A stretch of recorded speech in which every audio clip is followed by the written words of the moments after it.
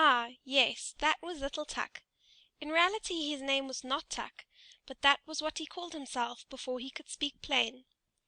He meant it for Charles, and it is all well enough if one does but know it.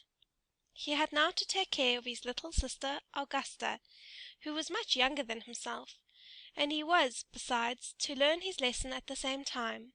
But these two things would not do together at all. There sat the poor little fellow, with his sister on his lap, and he sang to her all the songs he knew, and he glanced the while, from time to time, into the geography book that lay open before him. By the next morning he was to have learnt all the towns in Zealand by heart, and to know about them all that is possible to be known. His mother now came home, for she had been out, and took little Augusta on her arm. Tuk ran quickly to the window, and read so eagerly that he pretty nearly read his eyes out, for it got darker and darker, but his mother had no money to buy a candle. "There goes the old washerwoman over the way," said his mother as she looked out the window. "The poor woman can hardly drag herself along, and she must now drag the pail home from the fountain. Be a good boy, Tucky, and run across and help the old woman, won't you?" So Tuk ran over quickly and helped her, but when he came back again into the room it was quite dark, and as to a light, there was no thought of such a thing. He was now to go to bed. That was an old turn-up bedstead. In it he lay and thought about his geography lesson, and of Zealand, and of all that his master had told him. He ought, to be sure, to have read over his lesson again, but that, you know, he could not do. He therefore put his geography book under his pillow, because he had heard that was a very good thing to do when one wants to learn one's lesson. But one cannot, however, rely upon it entirely. Well, there he lay, and thought and thought and thought, and all at once it was just as if someone kissed his eyes and mouth. He slept, and yet he did not sleep. It was as though the old washerwoman gazed on him with her mild eyes, and said, "It were a great sin if you were not to know your lesson to-morrow morning. You have aided me, I therefore will now help you, and the loving God will do so at all times." And all of a sudden the book under Tuk's pillow began scraping and scratching. "Kikeriki!" cluck, cluck, cluck. That was an old hen who came creeping along, and she was from Koji. "I am a Koja hen." Note: Koji, a town in the Bay of Koji. To see the Koji hens is an expression similar to showing a child London, which is said to be done by taking his head in both hands, and so lifting him off the ground. At the invasion of the English in 1807, an encounter of a no very glorious nature took place between the British troops and the undisciplined Danish militia. End note. Said she, and then she related how many inhabitants there were there, and about the battle that had taken place, and which, after all, was hardly worth talking about. Cribbledy-crabbledy-plump! Down fell somebody. It was a wooden bird, the popinjay used at the shooting matches at Prasto. Now he said that there were just as many inhabitants as he had nails in his body, and he was very proud. "The Weltzen lived almost next door to me." Note: Prasto, a still smaller town than Koji, some 100 paces from it lies the manor house Niso, where Thorwaldsen, the famed sculptor, generally sojourned during his stay in Denmark, and where he called many of his immortal works into existence. End note. Plump! Here I lie capitally. But little Tuk was no longer lying down. All at once he was on horseback. On he went at full gallop, still galloping on and on. A knight with a gleaming plume, and most magnificently dressed, held him before him on the horse, and thus they rode through the wood to the old town of Bordenborg, and that was a large and very lively town. High towers rose from the castle of the king, and the brightness of many candles streamed from all the windows.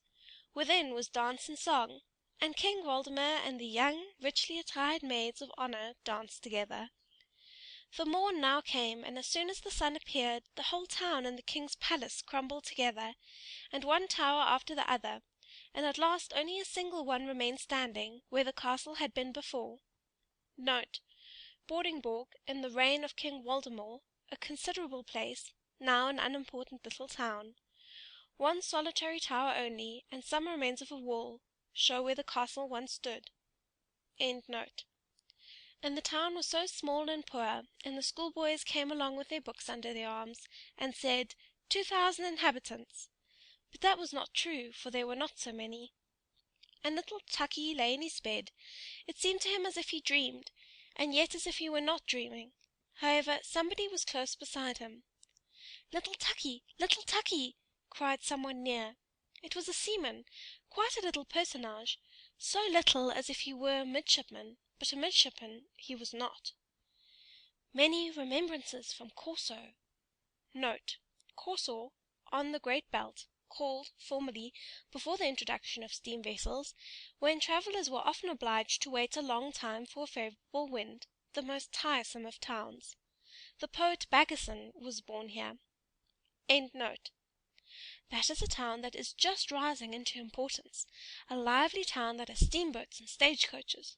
Formerly people called it ugly, but that is no longer true. I lie on the sea, said Corso. I have high roads and gardens, and I have given birth to a poet who was witty and amusing, which all poets are not. I once intended to equip a ship that was to sail all around the earth, but I did not do it, although I could have done so, and then, too, I smell so deliciously, for close before the gate bloom the most beautiful roses. Little Tuk looked, and all was red and green before his eyes. But as soon as the confusion of colours was somewhat over, all of a sudden there appeared a wooded slope close to the bay, and high above stood a magnificent old church, with 2 high-pointed towers. From out the hillside spouted fountains and thick streams of water, so that there was a continual splashing, and close beside them sat an old king with a golden crown upon his white head, for that was King Hroar, near the fountains, close to the town of Roeskilde, as it is now called. And up the slope into the old church went all the kings and queens of Denmark, hand in hand, all with their golden crowns, and the organ played and the fountains rustled. Little Tuk saw all, heard all. "Do not forget the diet," said King Hroar. Note. Roeskilde, once the capital of Denmark. The town takes its name from King Hroar, and the many fountains in the neighbourhood. In the beautiful cathedral the greater number of the kings and queens of Denmark are interred. In Roeskilde, too, the members of the Danish Diet assemble. End note. Again all disappeared. Yes, and whither?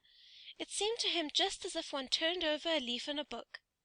And now stood there an old peasant woman, who came from Sorb. Note. Sorb, a very quiet little town, beautifully situated, surrounded by woods and lakes. Holberg, Denmark's Molière, founded here an academy for the sons of the nobles. The poets Hoach and Ingemann were appointed professors here. The latter lives there still. End note. Where grass grows in the marketplace. She had an old grey linen hanging over her head and back. It was so wet, it certainly must have been raining. Yes, that it has, said she, and she now related many pretty things out of Holberg's comedies, and about Waldemar and Absalon, but all at once she cowered together, and her head began shaking backwards and forwards, and she looked as if she were going to make a spring. Croak, croak, said she. It is wet, it is wet. There is such a pleasant, death-like stillness in Sorb. She was now suddenly a frog. Croak, and now she was an old woman. One must dress according to the weather, said she. It is wet, it is wet. My town is just like a bottle, and one gets in by the neck, and by the neck one must get out again. In former times I had the finest fish, and now I have fresh rosy-cheeked boys at the bottom of the bottle, who learn wisdom, Hebrew, Greek, croak. When she spoke, it sounded just like the noise of frogs, or as if one walked with great boots over a moor. Always the same tone, so uniform and so tiring, that little Tuk fell into a good sound sleep, which, by the by, could not do him any harm. But even in this sleep there came a dream, or whatever else it was. His little sister Augusta, she with the blue eyes and the fair curling hair, was suddenly a tall, beautiful girl, and without having wings was yet able to fly, and she now flew over Zealand, over the green woods and blue lakes. Do you hear the cock crow, Tukey? Cock-a-doodle-doo! The cocks are flying up from Koji. You will have a farmyard so large, oh, so very large! You will suffer neither hunger nor thirst. You will get on in the world. You will be a rich and happy man. Your house will exalt itself like King Waldemar's tower, and will be richly decorated with marble statues, like that at Prasto. You understand what I mean. Your name shall circulate with renown all round the earth, like unto the ship that was to have sailed from Corsor, and in Roeskilde. "Do not forget the diet," said King Hroar. "Then you will speak well and wisely, little Tukey, and when at last you sink into your grave, you shall sleep as quietly." "As if I lay in Sorb," said Tuk, awaking. It was bright day, and he was now quite unable to call to mind his dream; that, however, was not at all necessary, for one may not know what the future will bring. And out of bed he jumped, and read his book, and now, all at once, he knew his whole lesson. And the old washerwoman popped her head in at the door, nodded to him friendly, and said, "Thanks, many thanks, my good child, for your help. May the good, ever-loving God fulfil your loveliest dream." Little Tukey did not know at all what he had dreamed, but the loving God knew it.